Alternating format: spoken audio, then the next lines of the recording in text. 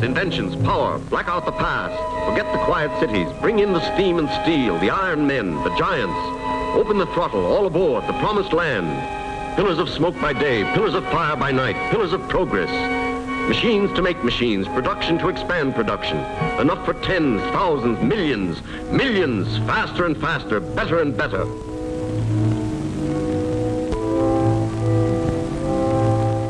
At the beginning of the 20th century, factories and chimneys sprang up as never before. The burning of coal and oil increased wealth in an inferno of smoke, steam and soot. And for people living in the constantly expanding industrial cities, smoke from chimneys became a natural part of daily life. People sometimes would come to the town if they weren't familiar with it, and they'd say, "What's that smell?" Well, if you lived there, you'd say, "Well, it smells just fine to me." Sometimes my grandfather would say, "Well, that's the smell of money," because we just took it for granted that if you wanted to have a job, if you wanted the town to be working, that this was the price that you paid. Most people living in the Ruhr district had moved there because they found a job, because they could earn money, and for them it was fantastic. It was the alternative to going to America. And at that time, many people called it the German Wild West because it offered all the opportunities America offered. So for them, every factory they saw was a sign of progress, a sign of making money, making a living. Many companies had on the letterhead of their notepaper pictures of their own factories, and those factories always had huge clouds of smoke coming out of the chimneys as a symbol of the productivity of that company. You know, smoke equaled progress. There's a saying in the Midlands, where there's muck, there's money.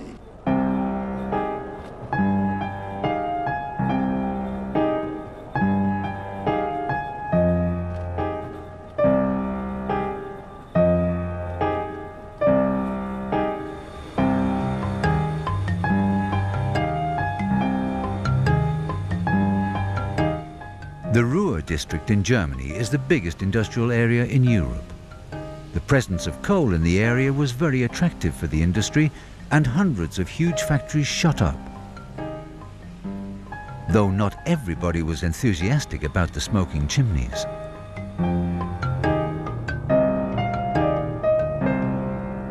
Some regions were more or less like a preserve for industry. That is, nature wasn't protected. As the court ruling said, you can't expect nature to survive. And there was a case of someone who owned fruit trees, and the fruit trees were very close to a factory, and he said, all the trees were damaged, so I want compensation. And the ruling said, okay, we accept that the fruit trees don't grow any fruits no more, so there was a damage. But you can't expect to get compensation because you live in an industrial area. You have to accept that there's all this pollution and damage going on. At the beginning of the 20th century, smoke was so thick in London, then the largest city in the world, that the authorities tried to pass laws against its emission from the many chimneys dotted around the city, but without success. At the end of the 1800s, people were very aware that the smoke was a problem, so they wanted to eliminate smoke. But they still needed to allow some smoke, of course, for people to heat their houses. So they tried to eliminate smoke which was black. But of course, you know, industry would argue, well, my smoke is not black, my smoke is brown, so it's not covered by the legislation. So there's this loophole just, you know, so weakened the law that ultimately it was quite inapplicable. Production in the industrial centres ran day and night, year in, year out, almost without interruption. One of the few times where smoke actually ever did disappear from the sky was in the Ruhr district back in 1923. French troops had invaded the industrial area because the German government had refused to pay compensation to France after World War I, and in protest, German workers went on strike. Since it was a general strike, all industrial production stopped almost overnight. And for all of spring and all of summer, there was no industrial production. So all of a sudden, the air was clean. And funnily enough, the trees and everything started to grow again. And there are reports from people living there say, okay, look at this, it's fantastic. Trees grow much bigger. Fruits, we have more fruit, and at the same time, we can eat it. But the lesson in the end was, if the only way to get clean air is to shut down industry, then that's not a way to do it, because then people don't have work. And as a consequence, people were quite relieved when the general strike stopped and they could start producing again and get some income.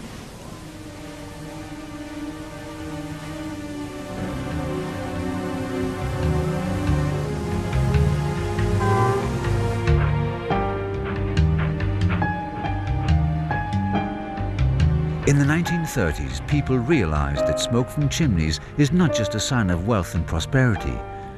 For the thousands of tons of soot spreading out over all major cities was a huge economical burden to society. In England alone, 200,000 people were employed in laundries, and considerable amounts of money were spent on polishing windows of offices and public buildings. At the same time, people were growing more and more concerned about the health of their children, living literally in the shadow of the urban smoke. Few children get all the vitamin D that they need in their food, but they can make all that is necessary if enough sunlight falls on their skins. If they don't get enough sunlight or enough vitamin, they will develop rickets and bad teeth. Now these children here are getting artificial ultraviolet radiation in order to protect them from rickets. It may be as good as real sunlight, but it's a great deal more expensive. There were fogs that were acidic, hard to breathe, illnesses that were bronchitic in nature, and doctors just recognized this. I suppose you could ask the question then, well, why did they let it continue? If the doctors recognized this, why did they allow this to go on? Well, I suppose you could think of two possible reasons. One was simply political. The political will to change that, to change industry, to shift to some other fuel would be very, very difficult. But also the mechanisms. Coal was the fuel which drove cities. How were they going to change it?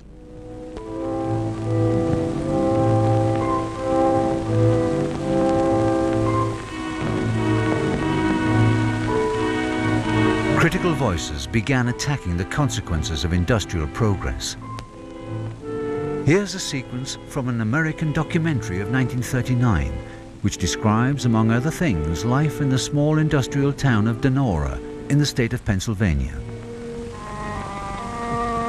Smoke makes prosperity, they tell you here. Smoke makes prosperity, no matter if you choke on it.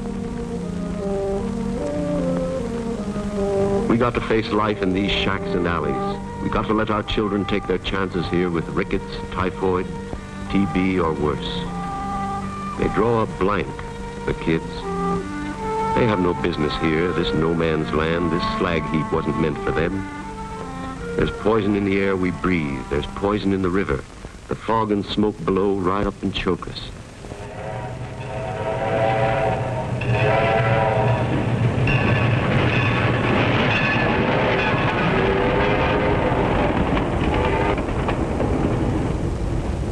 Well, it was a normal thing for us. We accepted it as being something to live in and around and have it around us all the time. The environment was really something that was normal for us because we grew up in it. We didn't see much sunshine here in Donora because of the way, there was so much smoke from the steel mill and from the zinc works. This was going on all the time. I don't think we understood that there was sun and vegetation and beautiful surroundings that there were in many other parts of course, back in those days, a big day for us would be a trip to Pittsburgh, and Pittsburgh was highly polluted at that time also. It was not until serious accidents began to occur that people started realizing that smoke was more than just a hazard to their health. Smoke can also kill, as in the case of Donora in 1948. For a period of about 5 days in October in 1948, the fumes from the mills continued to come up, and they couldn't go away. They couldn't dissipate. And after 5 days, people began to get sick in their homes, in the mill, on the streets. And they knew something was wrong, but they didn't know how wrong it was. On Friday morning, we were walking to school. We could barely see the street lights, and they were on, and we could hardly see the traffic signals along McCain Avenue. And we really didn't understand that there was a tragedy unfolding within our community. You couldn't hardly see your hand in front of your face if you put it up like that. And it was like night at 12 o'clock noon on Main Street in Donora. Yes. It was like midnight. I went to bed one night and everything was fine. I woke up the next morning and every one of my plants were as dead as they could be. African violets, cactus. I forget what the other ones were, but they were all dead and they never came back to life. People started calling the fire station. They couldn't breathe. That's right. So we had to carry oxygen to them to get them some oxygen so they could breathe. What happened in the town was that people started to die. So many of them died in such a short period of time that the local funeral homes ran out of caskets. The place I went to go to the Girl Scouts became a temporary morgue. In the 5 days Donora was covered in smoke from local chimneys, 20 out of 12,000 inhabitants died, and a greater number grew sick. We know that almost half the town was affected, a little more than 40%, during the smog, had some kind of symptom. But what was more apparent afterwards was that a steady amount of pollution over a long period of time would also worsen and sicken the lives of many. My own grandmother had a heart attack during this smog, but she didn't die. So she's not one of those statistics celebrated in Donora. My grandmother didn't die until her 25th heart attack, 7 years later.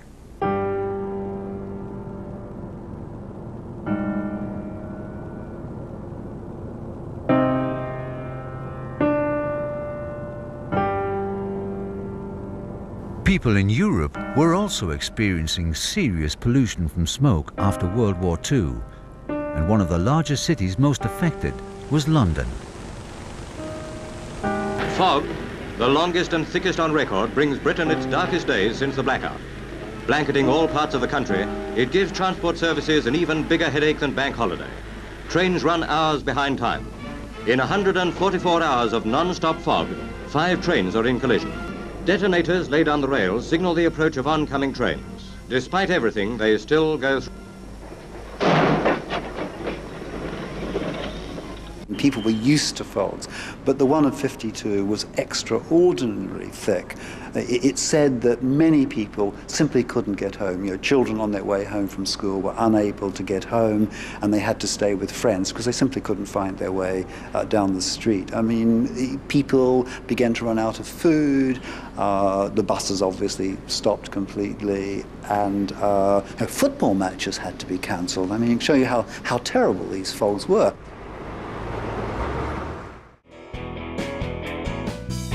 Discover the Belgrove Tavern just 20 minutes south of Richmond on State Highway 6. A restaurant, functions, weddings, barbecue, garden bar with lots of room for kids. Come in, see us. Hi, I'm John McMillan at the Nelson Power Tool Centre. We have great prices on all the top quality brands of power tool. Tools and equipment at our showroom, 146 Tahunanui Drive in Nelson. The Nelson Power Tool Centre, the specialists that stand behind and service what we sell. From small cars to trucks to commercial vehicles, we have all the leading brands of tyres, including Bridgestone. Our local professional qualified team serve the entire region 24/7. Tasman Tyre Treads, serving Richmond, Motueka and Golden Bay. The London smog in the winter of 1952 developed into a catastrophe. During one single week alone, 4,000 inhabitants died in London. But the authorities denied that the countless small chimneys were the cause of it all, placing the blame on a flu epidemic instead. The government actually, very cynically, Harold Macmillan, who was then the housing minister, who would go on to become the prime minister, said, ridiculous as it seems, we've got to look like we're doing something. Let's form a committee. I know we can't do much, but we can look like we're rather busy. And that very cynical expression in the cabinet of the British government carried the day. So they appointed a committee, and they even agreed to hand out thousands of perfectly useless cloth masks, knowing that they would do no good whatsoever against smog when it hit again. The London smog created an outcry. The inhabitants of London were gravely concerned that the catastrophe would repeat itself, and at public meetings, people demanded action be taken. Smoke has crept insidiously into our lives and bred a kind of apathy. The time has come when it must creep into our conscience. There let it breed not apathy, but action. 3 years later, the British Parliament passed a law that, among other things, limited the burning of coal for heating private homes. House owners were now encouraged to change from coal-burning fireplaces to gas or oil boilers. It seemed to me that the significance of the 1956 Act wasn't really that it fundamentally cured air pollution. Much more significant for the 56 Act was that it essentially stopped people's freedom. You were no longer free to burn what you liked in your house. Donora in London marked a turning point. It was no longer possible to deny that air pollution could kill people. These episodes made it clear that you had to clean up the air if you were going to try to protect health.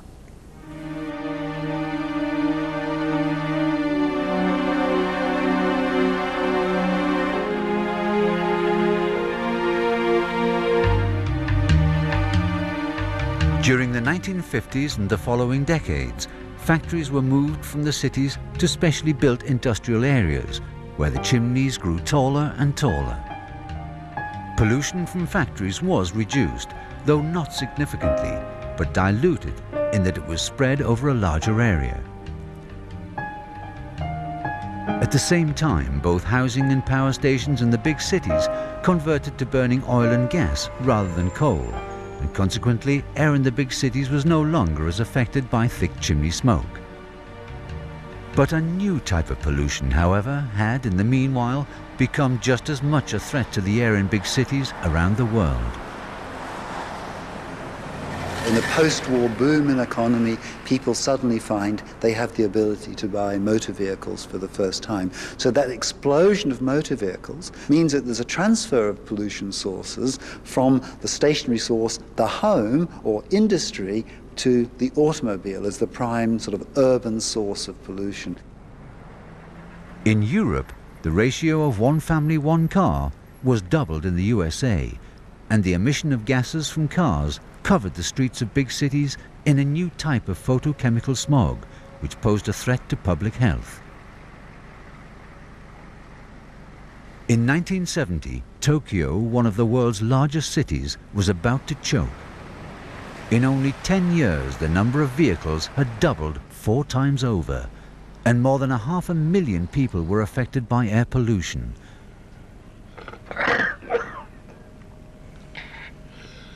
More than half of them children under the age of 9.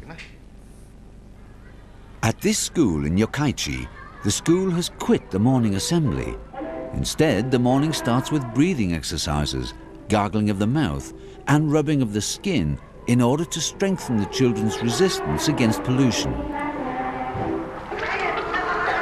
And the school has installed an air cleaner so that the children can breathe clean air at least for a couple of hours. The end-of-term celebration of the school turns into a demonstration, with children and teachers refusing to sing the traditional song of tribute to the city because the mother of one of the pupils has just died due to the pollution of the city. In most of the industrialized world, the inhabitants of big cities started to protest against air pollution, and in 1970, hundreds of thousands of people marked the beginning of what has now become an annual anti-pollution demonstration, Earth Day. Earth Day was like a global rock concert where millions of people all over the world came together and said, we want to recognize the need for a cleaner environment.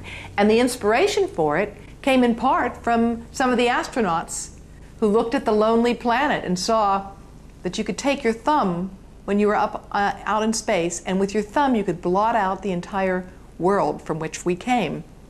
And that metaphor was such a powerful one that it spread very rapidly to make clear that we had only one planet, and it was that first public consciousness of the global nature of the environment that was incorporated into the media and became a very powerful image and drove a lot of activities, including a lot of legislation, the Clean Air Act, the Clean Water Act, ultimately efforts to control toxic substances and hazardous waste, all came from this understanding of the single planet that we inhabit and how you really can't expect pollution to follow state or national boundaries.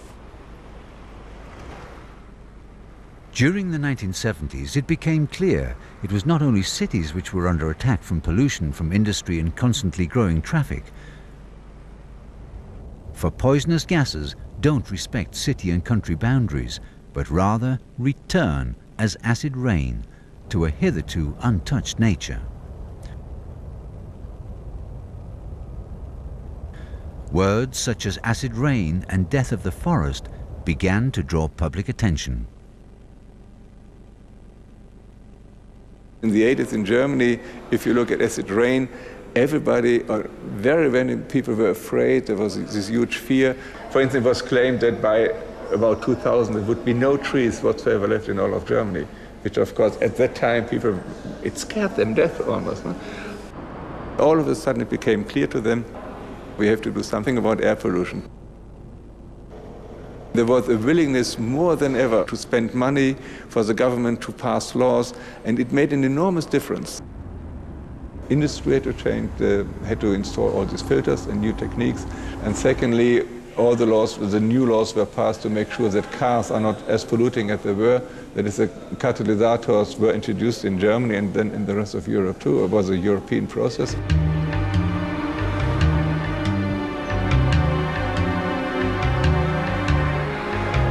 The impact on the forests of Europe was, however, not as drastic as first feared, and catalytic converters and increased emission standards for industry and traffic in the major cities improved air quality. During the next 20 years, the quantity of sulfur dropped to 1/10, and the so-called nitrogen oxides from the emissions of cars were also reduced, even though the increasing number of vehicles was an extra added factor. For the air in many large cities contained hazardous amounts of carbon monoxide, soot and particles. And despite the improvements, a city like Los Angeles was still heavily polluted by smog at the beginning of the 1990s. They go to the nurseries and play, but the playtime is restricted. Children with asthma or elderly citizens are required to stay in the home because the air quality is so bad. When did you wash this car? I washed this car yesterday morning, and as the winds came in, as you can see here, smog is back already.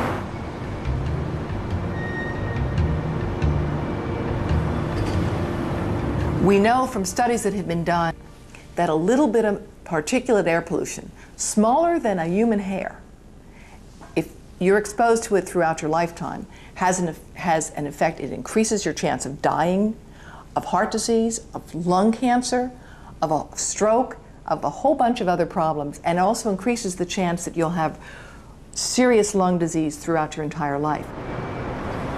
An investigation undertaken by the World Health Organization estimated that around 800,000 people were dying of air pollution every year, most of them in the explosively growing megacities of the developing world. Today, we've got 24 cities with populations over 10 million.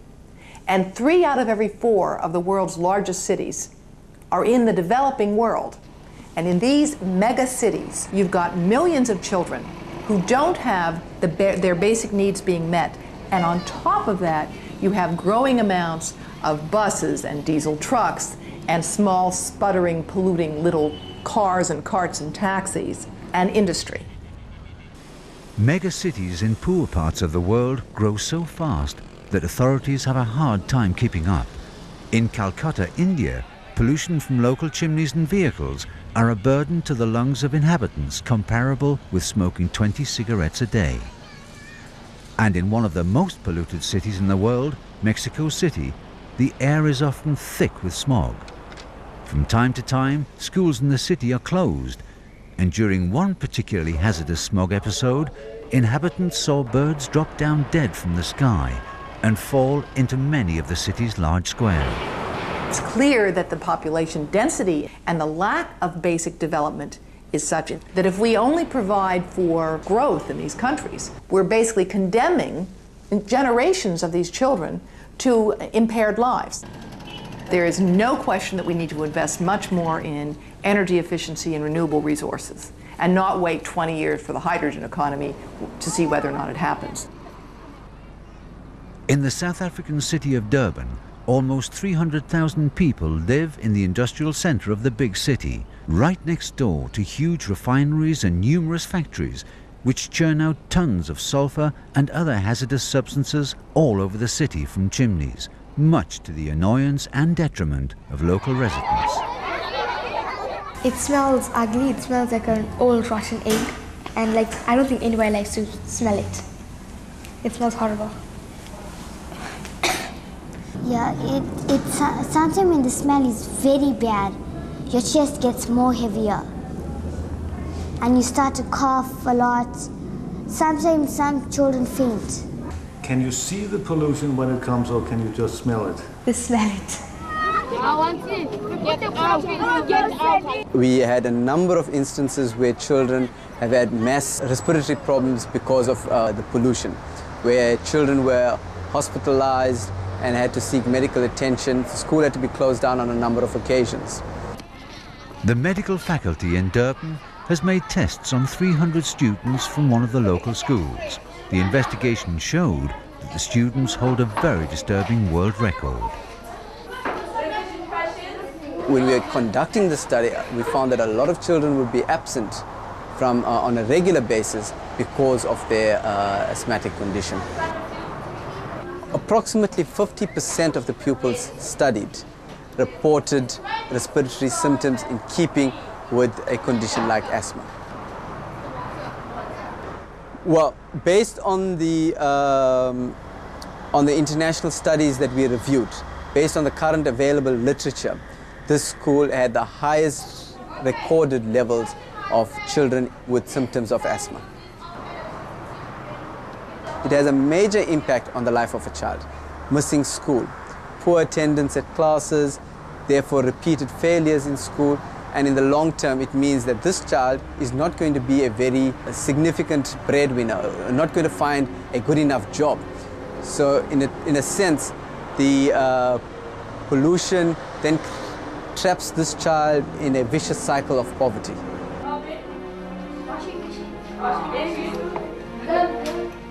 When industrialization seriously speeded up at the beginning of the 20th century, smoking chimneys were then the symbol of progress and wealth. Today, however, we're more than aware of the price to be paid for our progress, especially in the developing countries. How happy are you with the quality of your digital prints? And how safe are those precious memories stored on your computer? Hi, I'm Simon from Nelson City Cameras. Quality 6x4 prints are easy using one of our 8 photo kiosks. Join our loyalty club and print 30 photos or more, and the photos are only 39 cents each. As a member, you also get 50% off enlargements and other great benefits.